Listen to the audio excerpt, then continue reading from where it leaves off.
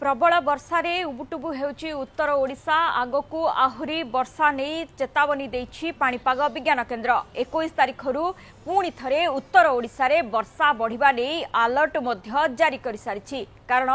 22 रु आउ गोटे घूर्णिबलय जहाँ राज्य रे वर्षा बढ़ाइबा पई सहायक हेबो बोली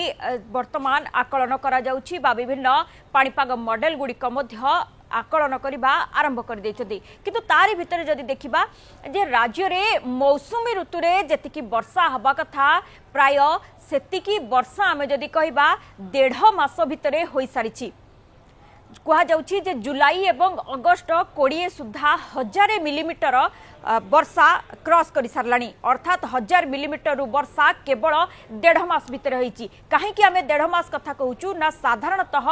मौसुमी ऋतु जून मास ठारू आरंभ होइथाय किंतु जून रे चलित थर मौसुमी विलंब रे आसिला प्राय जून 12 तारिख रे मौसुमी आसिला हेले संपूर्ण निष्क्रिय अवस्था रे रहितिला एवं जेतेबेले वर्षा कथा कहा गला जून मासरे आदौ वर्षा नहबा फल रे पाखापाखी 47% जदि आमे कहबा वर्षा कम मध्य होइतिबा रेकर्ड करा गला तेणु गोटे प्रकार चिंता मध्य बढ़िला जे चलित वर्ष वास्तव रे मौसुमी वर्षा हेबो ना हेबो नाही सतरे कौन मरुड़ी पड़िजिबो से भली स्थिति को नै मध्य समस्ते चिंतारे रहिले किंतु आमे जदि देखिबा जे जून 30 तारिख रे चलित मौसुमी ऋतुर प्रथम घूर्णिबलय सृष्टि हला एवं तापरे गोटे परे